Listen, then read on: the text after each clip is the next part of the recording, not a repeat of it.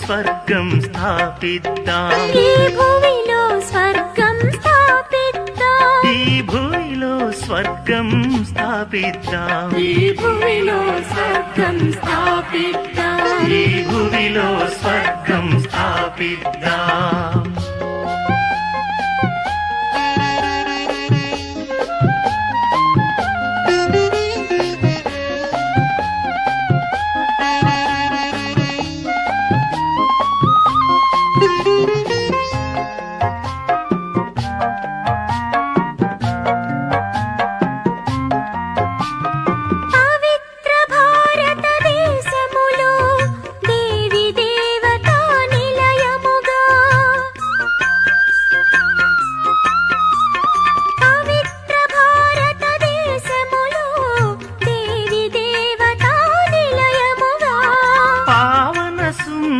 రాజ్యమిది ఈ భువిలో స్వర్గం స్థాపిద్దాం పావన సుందర రాజ్యమిది ఈ భువిలో స్వర్గం స్థాపిద్దాం ఈ భువిలో స్వర్గం స్థాపిద్దాం ఈ భువిలో స్వర్గం స్థాపిద్దాం ఈ భువిలో స్వర్గం స్థాపిద్దాం ఈ భువిలో స్వర్గం స్థాపిద్దాం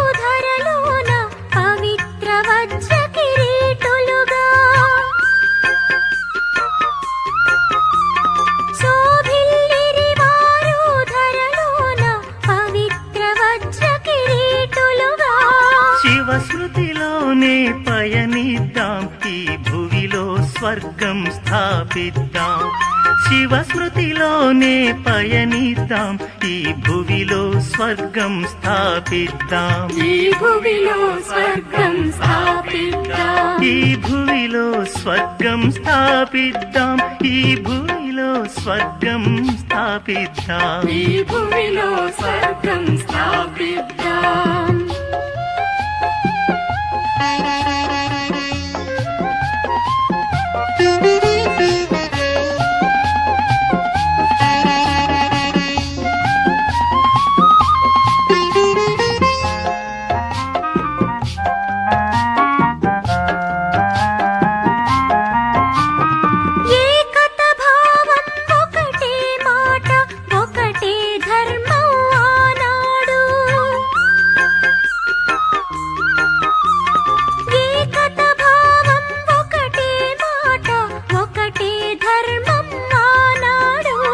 సుఖశాంతులను స్థాపిద్దాం ఈ భువిలో స్వర్గం స్థాపిద్దాం సుఖశాంతులను స్థాపిద్దాం ఈ భువిలో స్వర్గం స్థాపిద్దాం ఈ భువిలో స్వర్గం స్థాపిద్దాం ఈ భువిలో స్వర్గం స్థాపిద్దాం ఈ భువిలో స్వర్గం స్థాపిద్దాం ఈ భువిలో స్వర్గం స్థాపిద్దాం ఈ భువిలో స్వర్గం స్థాపిద్దాం ఓ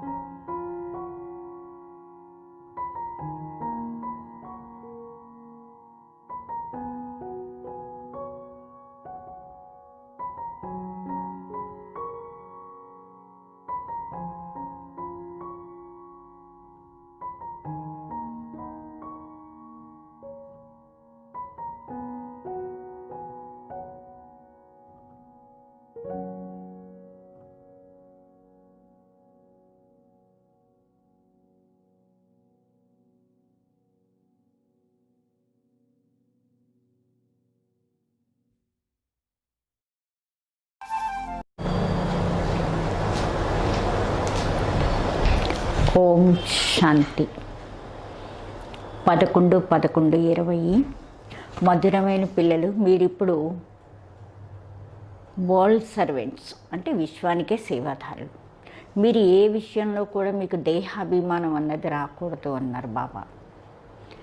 అయితే ప్రశ్న, ఏ ఒక్క అలవాటు ఈశ్వరీయ నియమానికే విరుద్ధం, దానివల్ల చాలా నష్టం కలుగుతుంది అన్నారు. ఇంతకీ ఏమిటా అలవాటు? ఏదైనా సరే సినిమా కథలు వినడం, చదవడం, నావెల్స్ చదవడం, ఈ అలవాటు పూర్తిగా నియమానికి విరుద్ధం. సినిమా కథలు వినడం, లేకపోతే కథలన్నీ చదవడాలు, నవల్స్ చదవడం, ఈ అలవాట్లన్నీ పూర్తిగా నియమానికి విరుద్ధం. దీనివలన చాలా నష్టం కలుగుతుంది. బాబా వద్దంటారు ఇది. పిల్లలు, మీరు ఇలాంటి పుస్తకాలు చదవకూడదు. ఒకవేళ ఎవరైనా బీకేలు ఇలాంటి పుస్తకాలు చదివినట్లయితే మీరు ఒకరికొకరు సావధానపరచుకోండి. పాట, ఓ ప్రాణి, నీ ముఖాన్ని ఒకసారి అద్దంలో చూసుకో, ఎంత పుణ్యం చేసావో ఎంత పాపం చేసావో. ఓం శాంతి. మధురాతి మధురమైన ఆత్మిక పిల్లలు, ప్రతి ఆత్మిక తండ్రి చెప్తున్నారు, మిమ్మల్ని మీరు చెక్ చేసుకోండి. యోగ యాత్రతో మేము తమో ప్రధాన్ నుండి సతో ప్రధానం వైపు ఎంత ముందుకెళ్తున్నాం. ఎందుకంటే ఎంతెంత యోగం చేస్తామో అంత పాపాలు తొలగిపోతూ ఉంటాయి.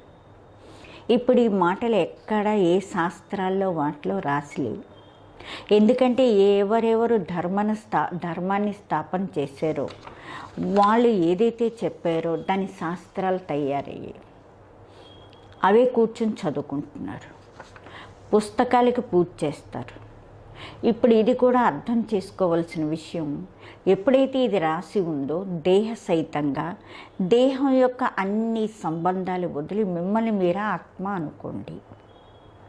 బాబా స్మృతి తెప్పిస్తున్నారు. పిల్లలు, మీరు మొట్టమొదట శరీరిగా వచ్చారు, అక్కడ పవిత్రంగా ఉండేవాళ్ళు. ముక్తి జీవన్ముక్తిలో పతితాత్మలు ఏవి కూడా ముక్తిలో కానీ జీవన్ముక్తిలో కానీ వెళ్ళలేవు. అది నిరాకారి నిర్వికారి ప్రపంచం. దీనిని ఏమంటారంటే సాకారి వికారి ప్రపంచం అంటారు. తర్వాత సతయుగంలో ఇదే నిర్వికారి ప్రపంచంగా మారుతుంది. ఈ ప్రపంచమే నిర్వికారిగా మారుతుంది. సతయుగంలో ఉండేవాళ్ళు దేవతలకి చాలా మహిమ ఉంటుంది. ఇప్పుడు పిల్లలకి చెప్పడం జరుగుతుంది, మంచిగా ధారణ చేసుకోండి, వేరే వాళ్ళకి అర్థం చేయించండి. మీరు ఆత్మలు ఎక్కడి నుంచి వచ్చారు? వచ్చినప్పుడు పవిత్రంగా వచ్చారు. మళ్ళీ ఇక్కడి నుంచి వచ్చి పవిత్రంగా మరి అయ్యే కదా మళ్ళీ వెళ్ళాలి. సతయుగాన్ని నిర్వికారి ప్రపంచం, కలియుగాన్ని విషవికారి ప్రపంచం అంటారు. ఇప్పుడు మీరు పతిత పావనుడు బాబాని స్మృతి చేస్తున్నారు. మమ్మల్ని పావనంగా నిర్వికారులుగా మార్చడం కోసం మీరు ఈ విషయ వికారి ప్రపంచం, ఈ వికారి శరీరంలోకి వచ్చారు, పతిత శరీరంలోకి వచ్చారు. బాబా స్వయం కూర్చొని చెప్తారు, బ్రహ్మ చిత్రంలోనే అందరూ కూడా సంశయిస్తారు, ఈ దాదాని ఎందుకు మీరు కూర్చోబెట్టారు అని చెప్పాలి. ఈయనే భగీరథుడు, శివ్ భగవాన్ వచ్చ ఈ రథాన్ని నేను తీసుకున్నాను అన్నారు. ఎందుకంటే నాకు నేను కూడా ప్రకృతిని ఆధారం తీసుకోవాలి, లేకపోతే నేను మిమ్మల్ని ఎలాగ పతితుల నుండి పావనంగా మారుస్తాను. రోజుకి తప్పకుండా చదువుకోవాలి. ఇప్పుడు బాబా పిల్లలకి చెప్తున్నారు, మిమ్మల్ని మీరు ఆత్మ అనుకుంటూ నిరంతరం స్మృతి చెయ్యండి. ఆత్మలందరికీ తమ తండ్రిని జ్ఞాపకం చేసుకోవాలి. కృష్ణుణ్ణి ఆత్మలందరూ తండ్రి అని అంటారు కదా, ఆయనకి తనకంటూ శరీరం ఉంది. ఇదైతే బాబా చాలా ఈజీగా చెప్తారు. ఎప్పుడైనా ఎవరికైనా చెప్పినప్పుడు చెప్పండి, బాబా అంటారు మీరు అశరీరిగా వచ్చారు, ఇప్పుడు అశరీరి అయి వెళ్ళాలి. అక్కడి నుంచి పవిత్రాత్మ వస్తుంది. భలే రేపు బాబా అంటున్నారు ఎవ్వరు వచ్చినా సరే పవిత్రంగానే వస్తారు. వాళ్ళకి తప్పకుండా మహిమ జరుగుతుంది. సన్యాసీలు, ఉదాసీలు, గృహస్థీలు ఎవరికైతే పేరు ప్రఖ్యాతి వస్తూ ఉంటుందో తప్పకుండా వాళ్ళది ఫస్ట్ జన్మై ఉంటుంది. వాళ్ళు రావడమే ధర్మాన్ని స్థాపన చేయడానికి. ఎలాగైతే బాబా గురునానక్ గురించి చెప్తారు కదా, ఇప్పుడు గురువు అన్న మాట అనవలసి వస్తుంది. ఎందుకంటే నానక్ పేరు ఎంతోమందికి ఉంటుంది. ఎప్పుడైతే ఎవరికైనా మహిమ చేసినప్పుడు అంటే దానికి అర్థం సహితంగా అనవలసి వస్తుంది. అంతేగాని అర్థం లేకుండా అనలేరు కదా. బాబా అంటారు అర్థం లేకుండా అనేకన్నా అనకుండా ఉండడం మంచిది. వాస్తవంలో పిల్లలకి చెప్పడం జరుగుతుంది. గురువులు చెప్పాలంటే ఎవరు లేరు, ఒక్క శ్రీ బాబా తప్ప.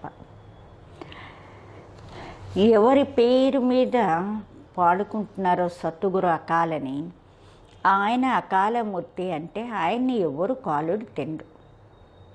ఆయన ఆత్మే. అందుకే కదా ఈ కథలన్నీ కూర్చొని తయారు చేశారు.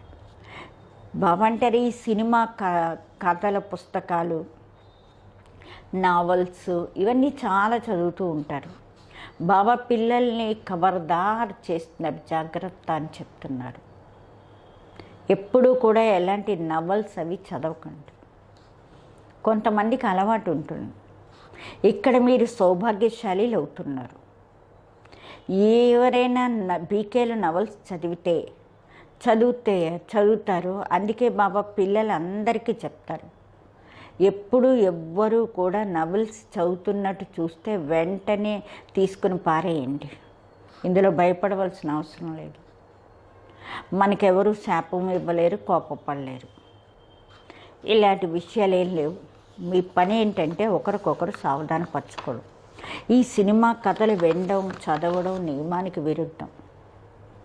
నియమానికి విరుద్ధమైన నడవడిక ఉన్నట్లయితే వెంటనే రిపోర్ట్ చేయాలి. లేకపోతే ఎలా బాగుపడతారు? మీకు మీరే నష్టాన్ని కలిగించుకుంటారు. స్వయంలో యోగబలం లేకపోతే ఇక్కడ కూర్చుని ఏం నేర్పిస్తారు? బాబా వద్దంటారు.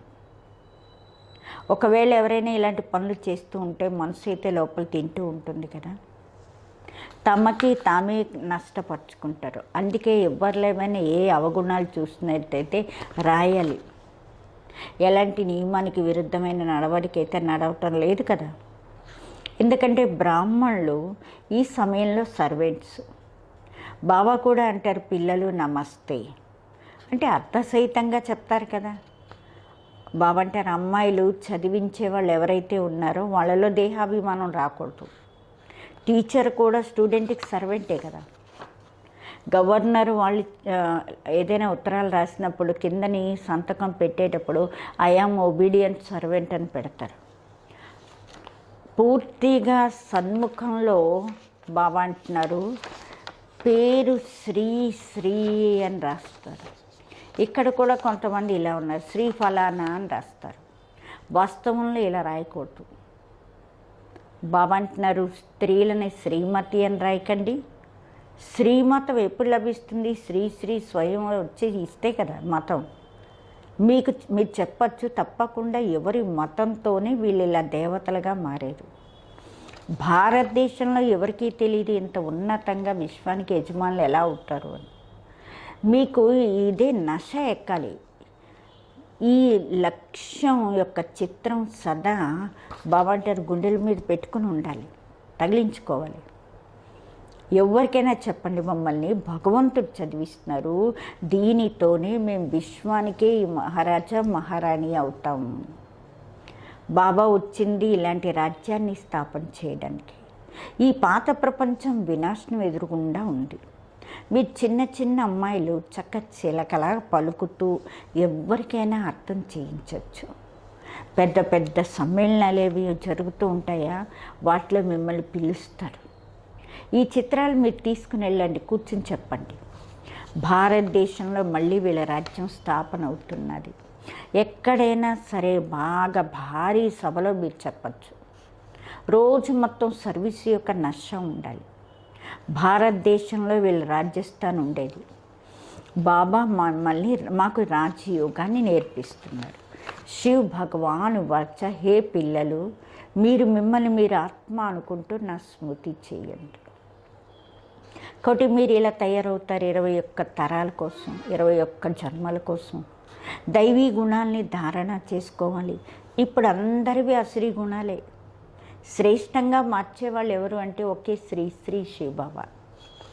ఆయనే ఉన్నతోన్నతుడు తండ్రి, ఆయనే మనని చదివిస్తున్నారు.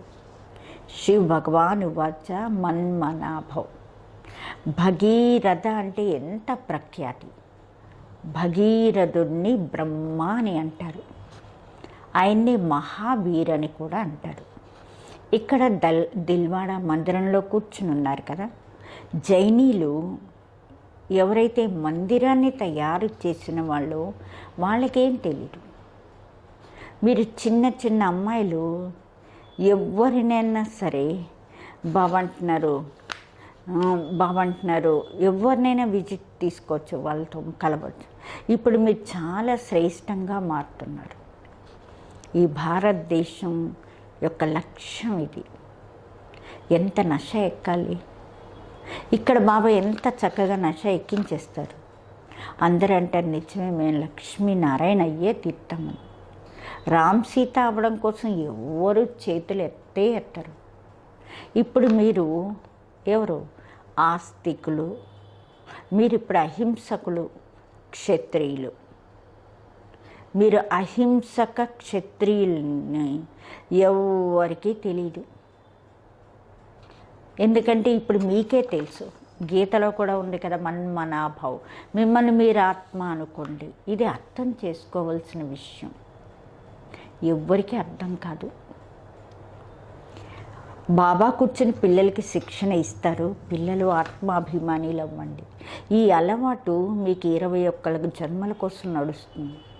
మీకు శిక్షణ 21 జన్మల కోసం లభిస్తుంది. బాబా గడికి ముఖ్యమైన విషయం చెప్తూ ఉంటారు. మిమ్మల్ని మీరు ఆత్మ అనుకుని కూర్చోండి. పరమాత్మ తండ్రి మన ఆత్మలకు కూర్చొని చెప్తున్నారు. మీరు గడికి దేహాభిమానంలోకి వచ్చేస్తారు. మళ్ళీ బాబా అంటారు ఇల్లు వాకిలి అన్నీ జ్ఞాపకం వచ్చేస్తాయి. ఇది జరుగుతూ ఉంటుంది. భక్తి మార్గంలో కూడా భక్తి చేస్తూ బుద్ధి వేరే వైపుకి వెళ్ళిపోతూ ఉంటుంది. బాబా అంటారు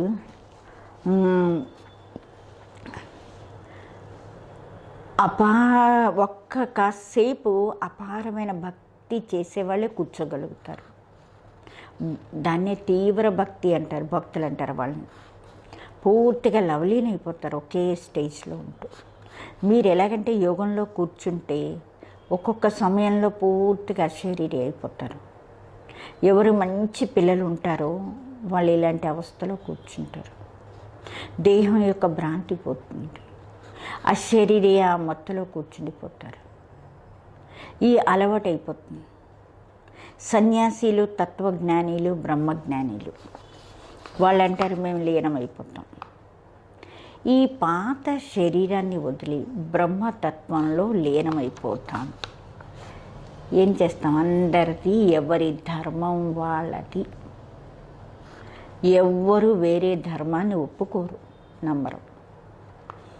అనాది దేవీ దేవత ధర్మం వాళ్ళు కూడా తమ ప్రధానంగా అయిపోయారు. గీత యొక్క భగవంతుడు ఎప్పుడు వచ్చారు, గీతాయుగం ఎప్పుడు ఉండేది ఎవ్వరికీ తెలియదు. మీకు తెలుసు, ఈ సంగమ యుగంలో బాబా వచ్చి రాజయోగాన్ని నేర్పిస్తున్నారు. తమో ప్రధానం నుండి సతో ప్రధానంగా మారుస్తున్నారు. ఇది భారతదేశం యొక్క విషయం. అనేక ధర్మాలు తప్పకుండా ఉండేవి అంటారు కదా. ఒకే ధర్మం యొక్క స్థాపన, అనేక ధర్మాల యొక్క వినాశనం. సతయుగంలో ఉండేది ఒకటే ధర్మం ఉండేది. ఇప్పుడు కలియుగంలో అనేక ధర్మాలు ఉన్నాయి. మళ్ళీ ఒకే ధర్మం యొక్క స్థాపన జరుగుతుంది. ఒకటే ధర్మం ఉండేది, ఇప్పుడు లేదు. ఇంకా మిగతావన్నీ ఉన్నాయి. ఎలాగైతే మర్రి చెట్టు ఉంటుంది కదా, ఆ ఉదాహరణ కరెక్ట్గా సరిపోతుంది. దాని గోడల మీద నిలబడి మొదలుపోతుంది. దాని ఫౌండేషనే లేదు, మొత్తం చెట్టు అంతా ఓడల మీద నిలబడిపోతుంది. అలాగే ఇందులో కూడా దైవీ ధర్మం యొక్క దేవీ దేవత ధర్మం లేదు ఇందులో. ఆది సనాతన దేవీ దేవత ధర్మం ఏదైతే ఉండేదో అది ఇప్పుడు ప్రాయలోపం అయిపోయింది. మళ్ళీ దాన్ని స్థాపన చేస్తారు. అయితే మిగతా ఇన్ని ధర్మాలు తర్వాత వచ్చాయి. అయితే ఈ చక్రం మళ్ళీ ఇలాగే రిపీట్ అవుతుంది. అంటే పాత ప్రపంచం నుండి మళ్ళీ కొత్త ప్రపంచం తయారవుతుంది. కొత్త ప్రపంచంలో వీళ్ళ రాజ్యం ఉండేది. మీ దగ్గర చాలా పెద్ద చిత్రాలు ఉన్నాయి, చిన్నవి ఉన్నాయి. పెద్దది ఉందనుకోండి, చూసి అడుగుతారు, ఇదేంటి, ఇది ఎందుకు తీసుకున్నారు, ఇదేమిటి అని. చెప్పండి, మేము ఇది ఎందుకు తీసుకున్నామంటే దీంతో మనుషులు బెగ్గర్ నుండి ప్రిన్స్ అవుతారు. మనసులో చాలా ఉత్సాహం, ఖుషి ఉండాలి మీకు. మరి మేము ఆత్మను భగవంతుని పిల్లలము, ఆత్మల్ని భగవంతుడే చదివిస్తున్నారు. బాబా మమ్మల్ని నయనాల్లో కూర్చోబెట్టి తీసుకెళ్ళిపోతారు. ఈ చీచీ ప్రపంచంలో మేము ఇంక ఉండడానికి ఇక్కడ లేదు. ముందు ముందు అందరూ త్రాహి త్రాహి అంటారు, ఇంక అడక్కండి అన్నారు బాబా. కోట్ల మంది మనుషులు చచ్చిపోతారు. ఇది పిల్లల బుద్ధిలో ఉంది కదా. మేము ఈ కళ్ళతో ఏదైతే చూస్తున్నామో ఇవేవి ఇంక ఉండవు. ఇక్కడ మనుషులు ముళ్ళల్లాగా అయిపోయారు. సతయుగం అంటేనే అది పూల తోట అయినా సరే బాబా అంటున్నారు, అందుకే మన నయనాలు చల్లగా శీతలంగా అయిపోతాయి. తోటలోకి వెళ్ళగానే హాయిగా నయనాలు ఏమవుతాయి, శీతలం అవుతాయి. కాబట్టి పిల్లలు మీరు పదం భాగ్యశాలీలు అవుతున్నారు. బ్రాహ్మణులు ఎవరైతే ఉంటారో వాళ్ళ పాదాల్లో పదమాలు ఉంటాయి. పిల్లలు మీరు చెప్పాలి, మేము ఈ రాజ్యాన్ని స్థాపన చేస్తున్నాం. అందుకే బాబా బ్యాడ్జులు తయారు చేయించారు. తెల్ల చీర కట్టుకున్నారనుకోండి, బ్యాడ్జ్ పెట్టుకున్నారనుకోండి, దీనివలన స్వతహాగా సేవ్ అయిపోతూ ఉంటుంది. మనుషులు పాడుకుంటారు, ఆత్మ వేరు పరమాత్మ, ఆత్మలు పరమాత్మ నుండి ఎంతో కాలం నుండి దూరం అయ్యి. కానీ ఎంతో కాలము అంటే అర్థమే తెలియటం లేదు. మీకు బాబా చెప్పారు, ఎంతో కాలము అంటే 5000 సంవత్సరాల తర్వాత పిల్లలు మీరు బాబాను వచ్చి కలుసుకున్నారు. మీకు తెలుసు ఈ సృష్టిలో అందరికన్నా ప్రఖ్యాతి అయిన వాళ్ళు ఎవరు అంటే రాధాకృష్ణులు. ఈ వీళ్ళు సతయుగంలో ఫస్ట్ ప్రిన్సెస్. ఇది ఎవరికి కనీసం ఆలోచనే వచ్చి ఉండదు, వీళ్ళు ఎక్కడి నుంచి వచ్చారు. సతయుగం ముందు తప్పకుండా కలియుగం ఉంటుంది కదా. అయితే వాళ్ళు ఎలాంటి కర్మ చేశారు, ఏ కర్మ చేశారు, ఇలా విశ్వానికి యజమానులు అయిపోయారు. భారతవాసీలకి వీళ్ళ విశ్వానికి యజమానులని వీళ్ళని అనుకోరు. భారతవాసీలు వీళ్ళ రాజ్యం ఎప్పుడు ఉండేదో భారతదేశంలో వేరే ధర్మాలు ఏవి లేవు. ఇప్పుడు పిల్లలు మీకు తెలుసు, బాబా మాకు రాజయోగం నేర్పిస్తున్నారు. మా దగ్గర లక్ష్యం ఇది ఉంది. భలే మందిరాల్లో వాళ్ళ చిత్రాలు అవి ఉంటాయి. కానీ ఇది ఎవరికైనా తెలుసా ఈ సమయంలో అది స్థాపన అవుతున్నది అని? మీలో కూడా నెంబర్ వారీగానే తెలుసు. కొంతమందికి అయితే పూర్తిగా మర్చిపోతారు. ఆ నడవడికి కూడా ఎలా ఉంటుందంటే ఇంతకుముందు ఎలా ఉండదో మళ్ళీ అలాగే ఉంటుంది. ఇక్కడకు ఉన్నప్పుడు బాగానే బాగుందంటారు. ఇక్కడి నుంచి బయటకు వెళ్ళగానే మొత్తం పోయింది. సర్వీస్ మీద ఆసక్తి ఉండాలి కదా. అందరికీ సందేశం ఇవ్వాలి, దానికి యుక్తి ఆలోచించండి, కష్టపడాలి, నషాతో చెప్పాలి. శివబాబా చెప్తున్నారు, నా స్మృతి చేస్తే పాపాలు తొలగిపోతాయి అని. మేము ఒకే శివబాబాని తప్ప ఎవరిని స్మృతి చెయ్యము అని. అచ్చా మీఠే మీఠే सिखलदे बच्चों प्रति माता पिता बाप दादा का याद प्यार और गुड मॉर्निंग। रूहानी बाप की रूहानी बच्चों को नमस्ते। हम रूहानी बच्चों की रूहानी बाप दादा को याद प्यार गुड मॉर्निंग और नमस्ते। धारण కోసం ముఖ్య సారం. లక్ష్యం యొక్క చిత్రం అంటే లక్ష్మీనారాయణ చిత్రం మీ దగ్గర ఎప్పుడూ ఉండాలి. నశ ఉండాలి. మేము ఇప్పుడు శ్రీమతం అనుసారం విశ్వానికే యజమానులు అవుతున్నాము. మేము ఇలాంటి పూల తోటలోకి వెళ్తున్నాము. అక్కడ మా నయనాలు శీతలంగా అయిపోతాయి. ఇంకా రెండోది సర్వీసు మీద చాలా చాలా ఆసక్తి ఉండాలి. చాలా పెద్ద మనసు పెట్టుకుని చాలా ఉత్సాహంతో పెద్ద పెద్ద చిత్రాలతో సర్వీస్ చేయాలి. బెగ్గర్ టు ప్రిన్స్గా మార్చాలి.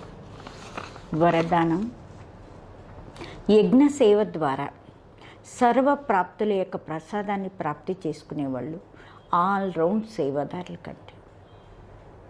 సంగమ యుగంలో ఆల్రౌండ్ సేవ యొక్క ఛాన్స్ దొరకడం ఇది కూడా డ్రామాలో ఒక లిఫ్ట్.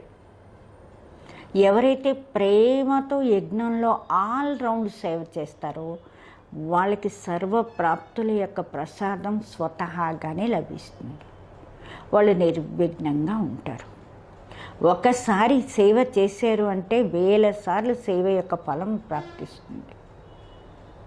సదా స్థూల సూక్ష్మ లంగర్ ఎప్పుడు ఉండాలి. ఎవరిని అయినా పరచడంకో ఇది కూడా గొప్ప సేవే. బాబా అంటున్నారు, అతిథి నివాసీలు చేయడం ఇదన్నిటికన్నా గొప్ప భాగ్యం. స్లోగన్: స్వమానంలో స్థితిలో ఉన్నట్లయితే అనేక రకాల అభిమానాలు స్వతహాగా సమాప్తవుతాయి. స్వమానంలో స్థితిలో ఉన్నట్లయితే అనేక రకాల అభిమానాలు స్వతహాగా సమాప్తవుతాయి. అచ్చా, ఓం శాంతి.